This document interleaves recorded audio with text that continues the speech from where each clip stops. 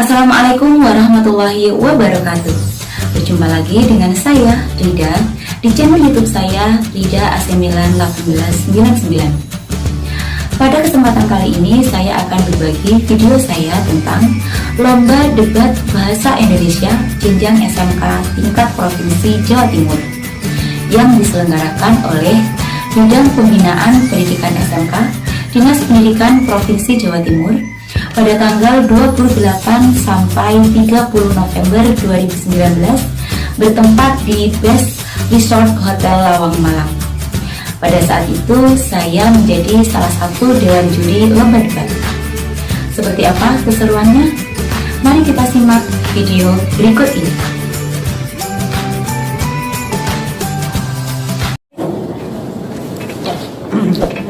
Waktu 5 menit untuk speaking sudah habis. Saya persilakan dari tim pro. Ya, sebelum menyampaikan silakan perkenalan kemudian ya. Assalamualaikum warahmatullahi wabarakatuh. Selamat malam dan salam sejahtera untuk kita semuanya. Salam satu Indonesia. SMK 2 sekolah pada sang juara, orang pintar, orang cantik, jago debat. Terima kasih.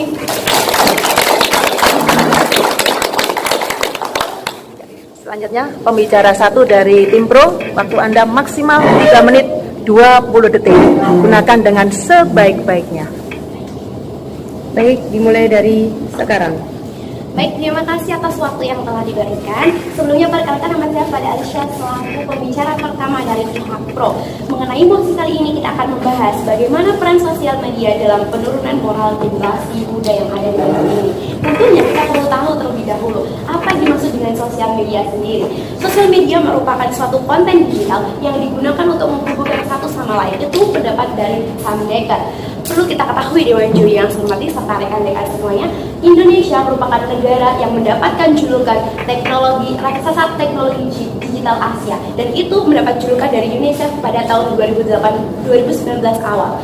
Nah, tentunya kita harus bangga bahwa kita memiliki generasi milenial yang mampu untuk kita manfaatkan, untuk bisa memanfaatkan era tersebut, lebih menekankan kepada pengetahuan ilmu teknologi tentunya. Dan alasan kebersetujuan dari kelompok kami didasari dengan 3 hal Dewan Juri yang saya hormati. Yang pertama, yaitu bagaimana kita mengelisik terlebih dahulu di sini media sosial sendiri itu bagaimana bisa dijadikan suatu permasalahan. Tentunya di sini perlu yang namanya monitoring.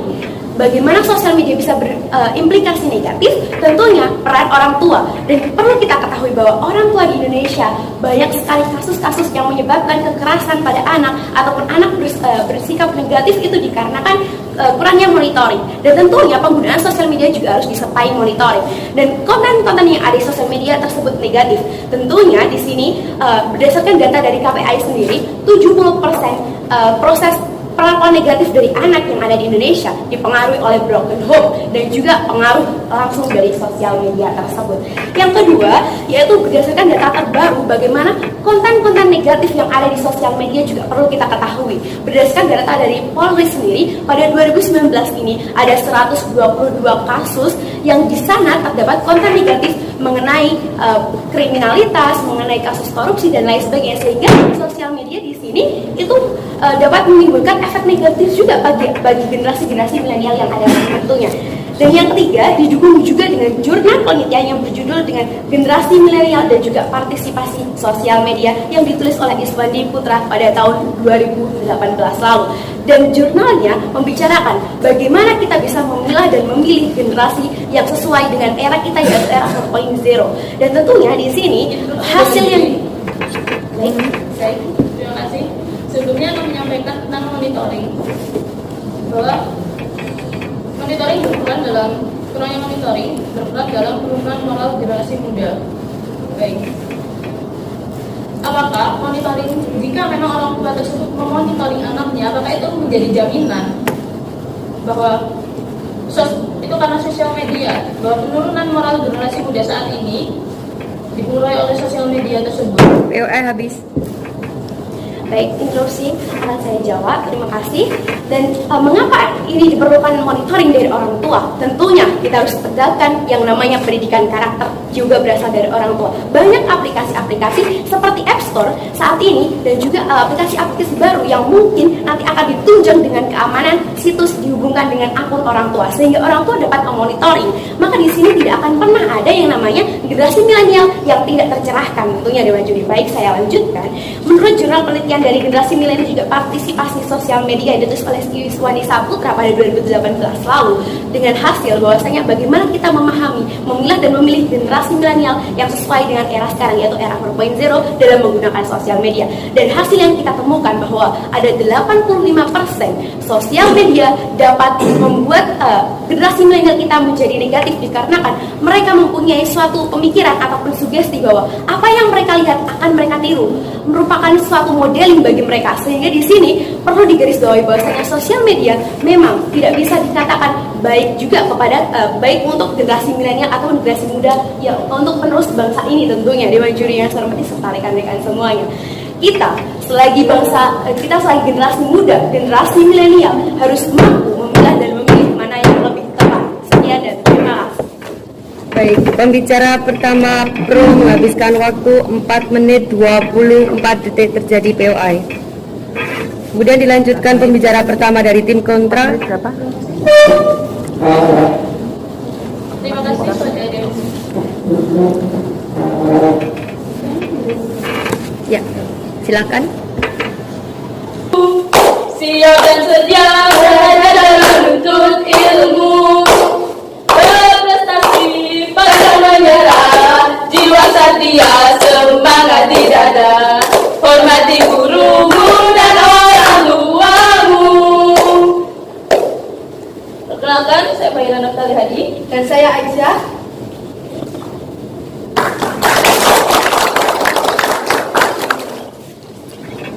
Baik, untuk pembicara pertama dari tim kontra, waktu disilakan. Terima kasih atas kesempatan yang diberikan pada Dewan Juri. Perkenalkan, kami dari SMK Negeri 1 Batu. Kami menyatakan kontra terhadap mosi yang mengatakan sosial media berperan dalam penurunan atau dekadensi moral generasi muda. Hal ini dikarenakan beberapa hal. Hal pertama, sosial media adalah penghubung antar generasi muda saat ini. Negara Indonesia adalah negara yang menganut paham demokrasi. Tentunya, demokrasi membutuhkan komunikasi yang sangat intens, dan hal itu bisa dilakukan melalui sosial media. Sosial media sendiri, menurut kami tidak berperan dalam dekadensi moral generasi muda. Hal ini dikarenakan sosial media juga bisa menjadi cara belajar dari para generasi muda ini, mulai dari cara belajar banyak hal. Mereka bisa belajar hal-hal yang berkaitan dengan etika, hal-hal yang berkaitan dengan moral, hal-hal yang berkaitan dengan akademik, dan lain-lain. Selain itu, sosial media juga merupakan sumber informasi yang cepat dan efisien. Sumber informasi tersebut tentunya berupa informasi yang sangat beraneka ragam, termasuk pembelajaran mereka mengenai moral-moral tersebut yang bisa mereka pelajari dari sosial media. Selanjutnya, sosial media bisa dijadikan sebagai media dakwah. Banyak saat ini, mungkin dari agama Islam, banyak dakwah-dakwah yang dilakukan lewat media sosial maupun platform lainnya. Contoh ustadz-ustadz tersebut adalah Ustadz Abdul Somad, Ustadz Hanan Ataki, dan lain-lainnya. Interupsi.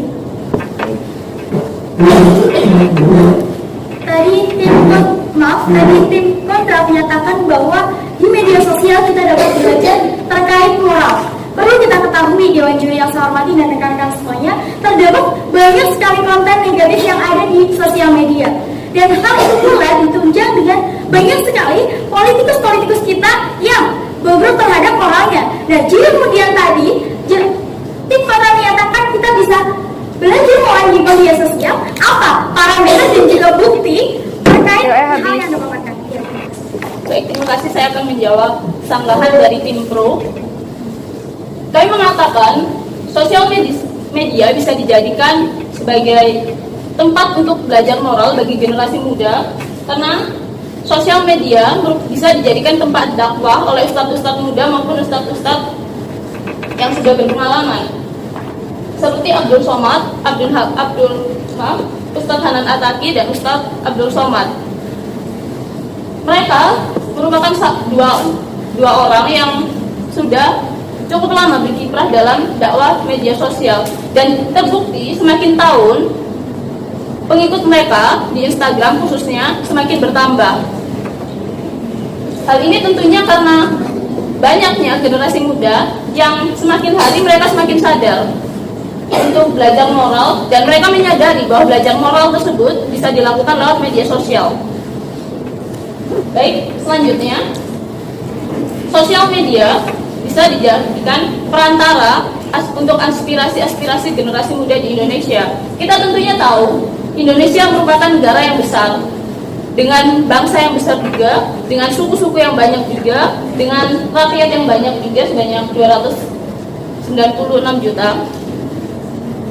Hal ini juga ditunjang dengan Undang-Undang tahun 1998 pasal 2 ayat 1 yang intinya berisikan bahwa setiap rakyat di Indonesia baik perorangan maupun kelompok bebas menyampaikan aspirasinya.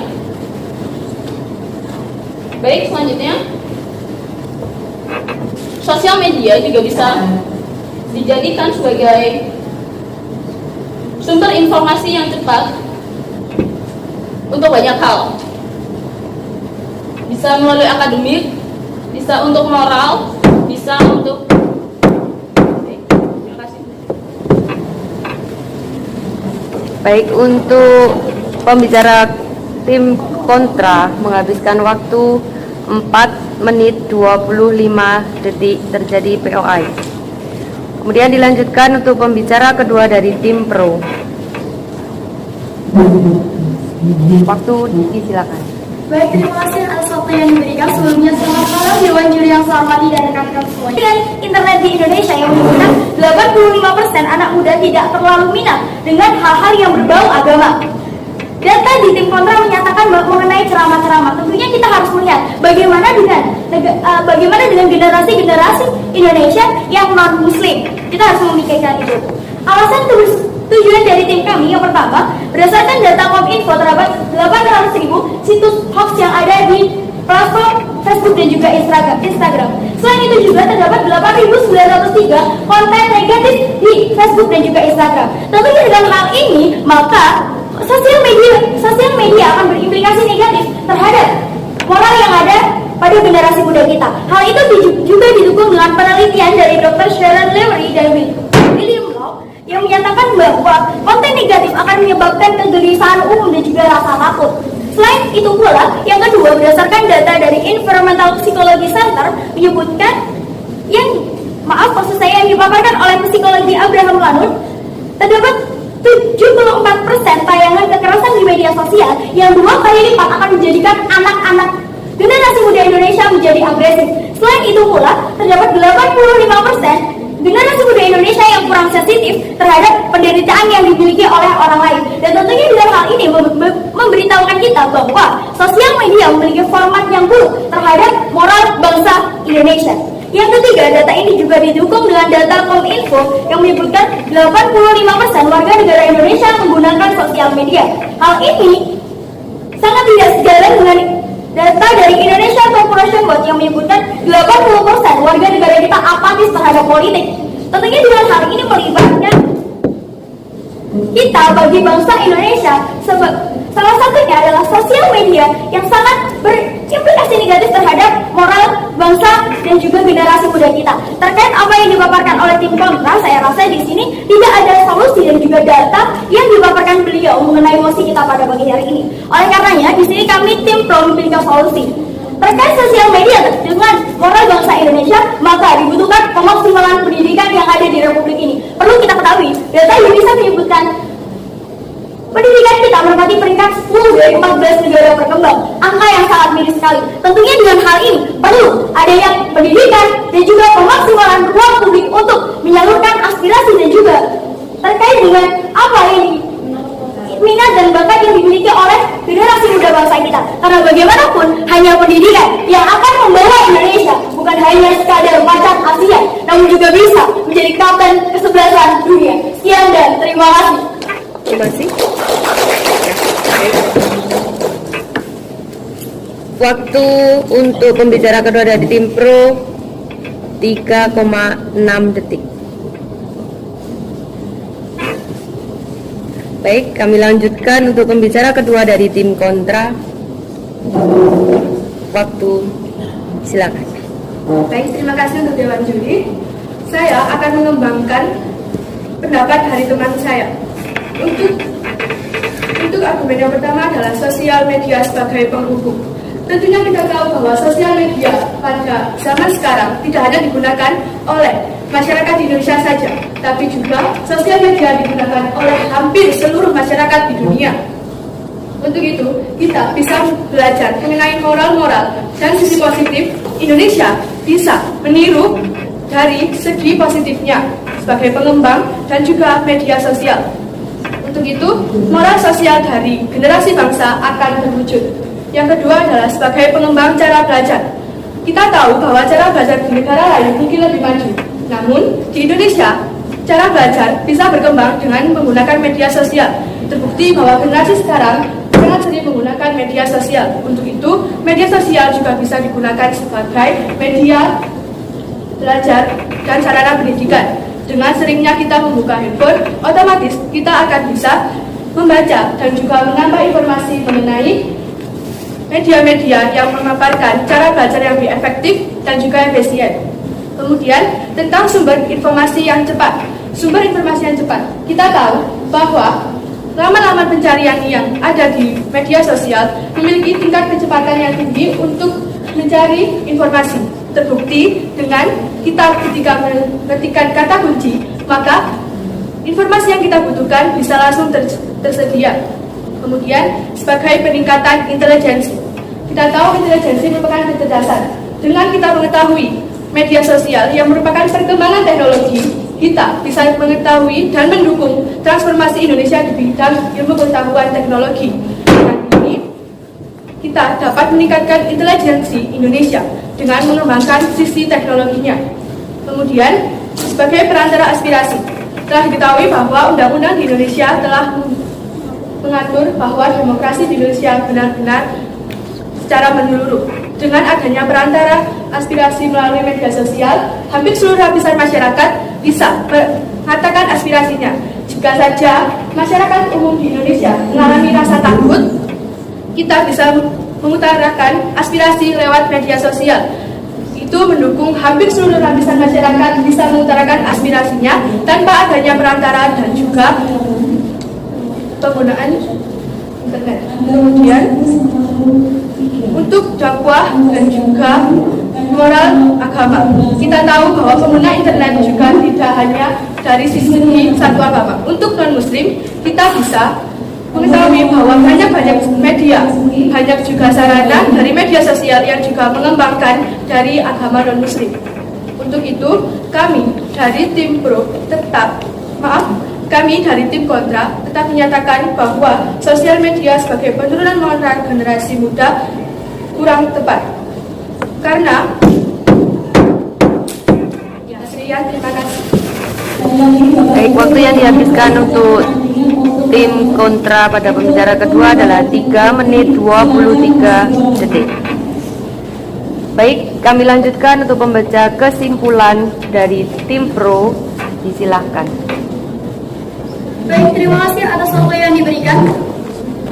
Di sini tadi tim kontra hanya menyebutkan data, data dari Kominfo, data dari Indonesia Corporation Board, jurnal penelitian, dan juga penelitian psikologi luar negeri. Tentunya dengan hal ini bisa menjadikan parameter kita bahwa tim kami menjadi pemenangnya. Selain hal itu, tadi tim kontra menyatakan bahwa media sosial tidak berdampak buruk terhadap psikologi dan juga moral generasi muda. Namun nyatanya, media sosial berdampak buruk dengan adanya hoax dan berita kriminal, serta media sosial tanpa karakter tidak akan menghasilkan apapun. Oleh karenanya, di sini kami memiliki solusi dengan memaksimalkan pendidikan yang ada di Republik ini. Karena bagaimanapun juga, pendidikan adalah awal dari perubahan. Pendidikan adalah jiwa kehidupan. Sekian dan terima kasih.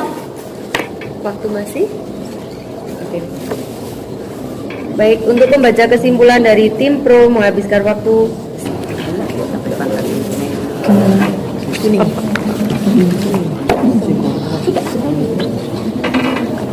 Kurang siap kayaknya. Iya.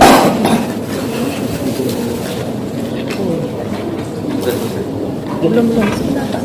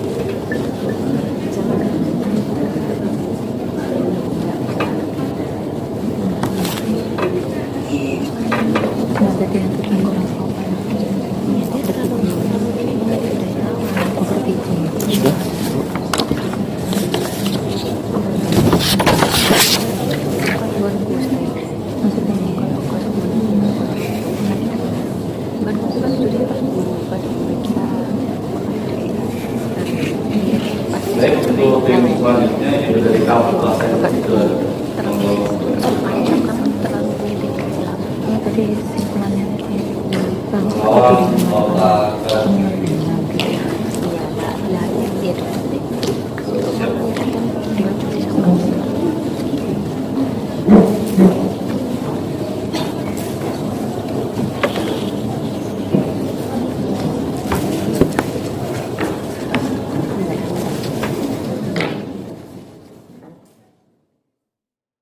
kali ini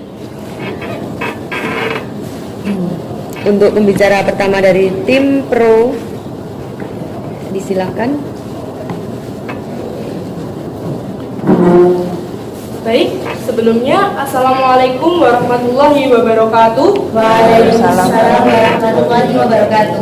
Selamat malam dan salam sejahtera untuk kita semua. Baik, juri yang terhormat dan rekan-rekan yang saya banggakan, di sini yang menjadi tema adalah pro kontra perilaku penyimpangan remaja disebabkan perkembangan teknologi digital. Teknologi digital merupakan hal yang tidak bisa kita hindari saat ini. Apalagi kita berada pada era globalisasi, di mana semua akan menerima efek dari era globalisasi tersebut. Masalah yang saya angkat kali ini adalah banyaknya perilaku menyimpang yang terjadi pada remaja zaman sekarang. Saat ini, banyak remaja yang menggunakan teknologi digital dan penyimpangan perilaku mereka karena teknologi digital itu sendiri. Contoh, sebagai ada remaja yang melihat video seks, dan itu bagi mereka yang tidak bisa berpikir negatif atau positif, mereka akan lebih mendalami hal tersebut. Dan itu mereka pun akan mencoba Yang kedua, adanya kurangnya pengertian tentang agama, kurangnya benteng agama dari mereka, itu yang membuat mereka akan terjerumus di hal-hal yang seperti ini. Yang ketiga, mereka tidak takut sama sekali dengan dosa. Untuk saat ini, remaja saat ini, mereka lebih memilih melakukan kesalahan tersebut tanpa memikirkan dosa yang akan mereka tanggung. Dalam segi pendidikan, ini sangat berpengaruh. Sifat buruk ini akan mengganggu, dikarenakan sifat buruk ini akan mengganggu juga pada nilai mata pelajaran mereka. Dalam segi sosial, dari masyarakat itu sendiri, mereka akan dijauhi, mereka akan dikucilkan karena penyimpangan tindakan yang menurut saya itu negatif. Interupsi. Baik. Barusan saudara berbicara dan mengatakan bahwa remaja banyak yang melakukan atau pecandu dengan video-video dewasa. Namun dengan industri revolusi 4.0 sekarang, perkembangan teknologi ini juga dibantu dengan perbaikan-perbaikan bagaimana agar teknologi yang diciptakan ini bisa menjadi lebih baik dan menjadi positif. Saya ingin tanya, jika hal itu terjadi, apakah fungsi dari internet positif? Terima kasih.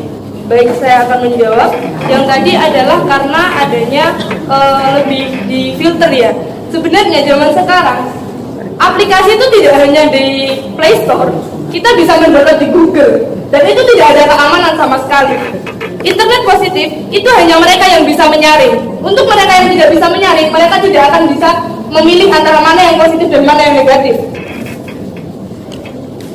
Dan hal ini memang harus dihentikan, dan saya sangat mendukung tema ini.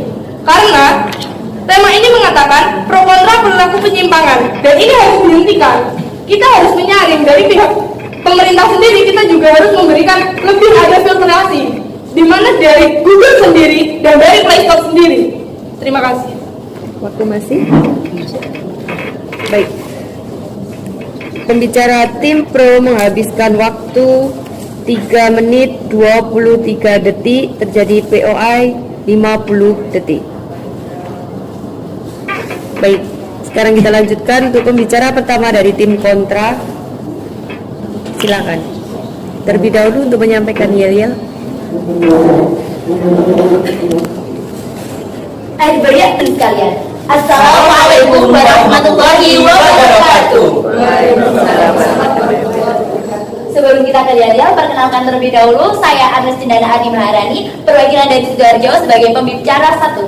Saya Fatahdi Korehan sebagai pembicara kedua. Baik, kita akan menuju ke yel-yel kita. 1, 2, 3. Re, ayo re, Sidoarjo mau datang. Re, ayo re, Sidoarjo siap menang. Cak, ayo cak, dukung kami jadi pemenang. Cak, ayo cak, semua minggir, Sidoarjo mau lewat.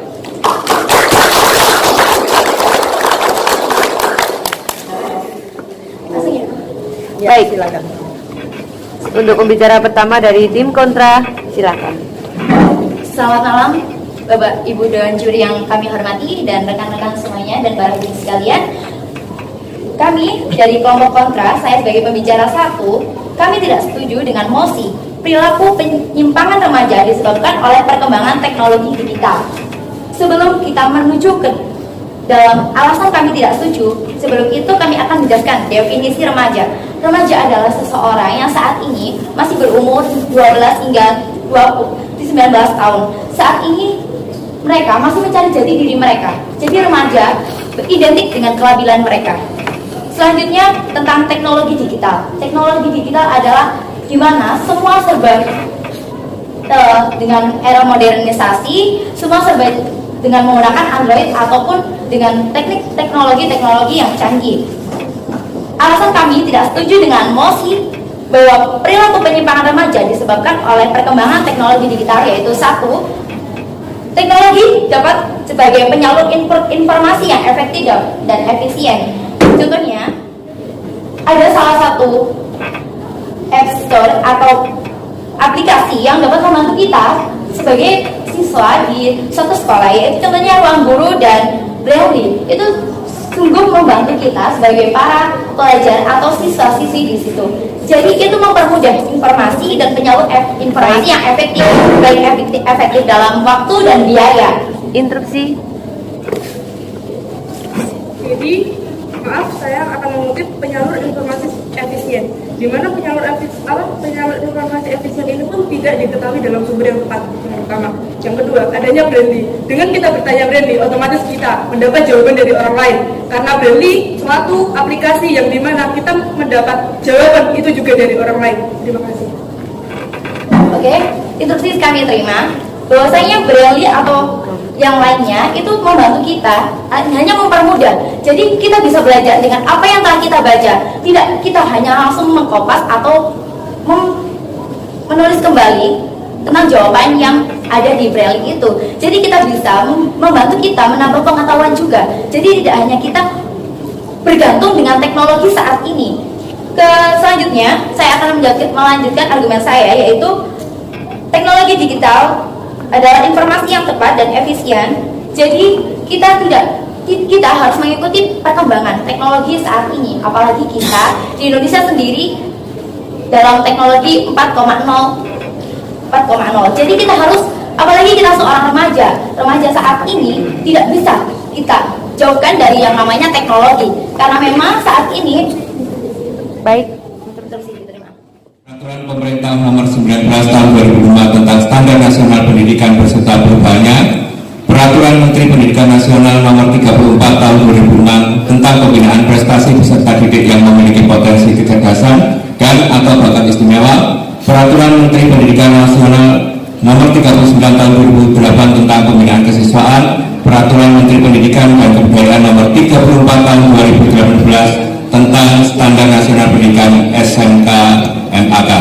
Menimbang hasil penilaian Dewan Juri terhadap peserta lomba debat bahasa Indonesia jenjang SMK tingkat provinsi Jawa Timur tahun 2019 memutuskan berdasarkan hasil penilaian Dewan Juri lomba debat bahasa Indonesia jenjang SMK tingkat provinsi Jawa Timur tahun 2019, maka sebagai pemenang lomba debat bahasa Indonesia jenjang SMK tingkat provinsi Jawa Timur tahun 2019 adalah juara pertama diraih dari Kabupaten Sidoarjo.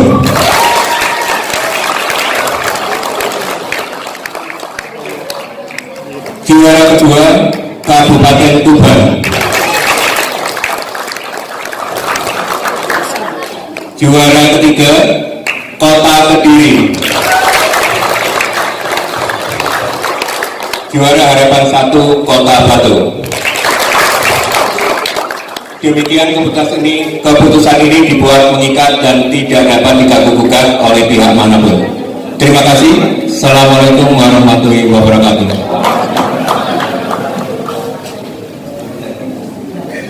Baik, tepuk tangan yang meriah dulu untuk seluruh peserta lomba debat bahasa Indonesia. Berikutnya kita dengarkan dulu dari Ketua Dewan Juri Lomba Debat Bahasa Inggris. Kami persilakan.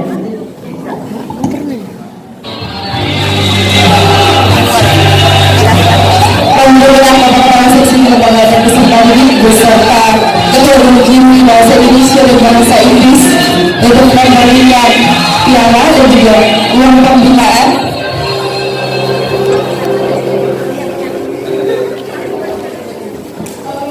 Dan bersiap untuk yang juara bahasa Inggris.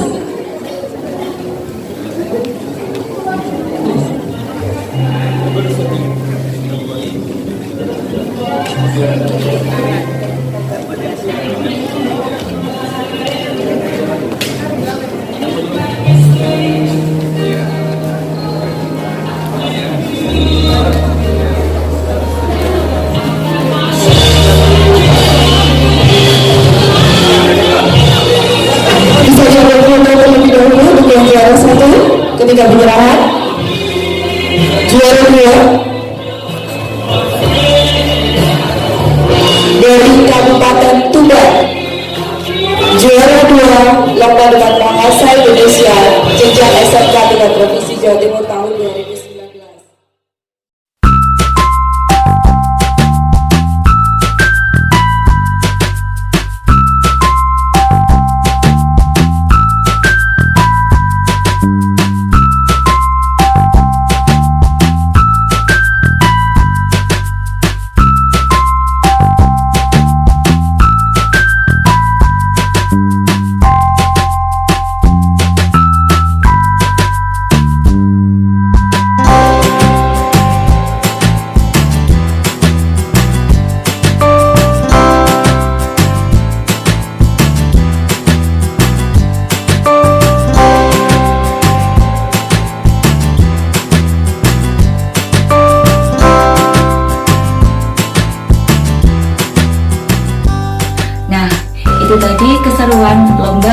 Bahasa Indonesia jenjang SMK tingkat Provinsi Jawa Timur.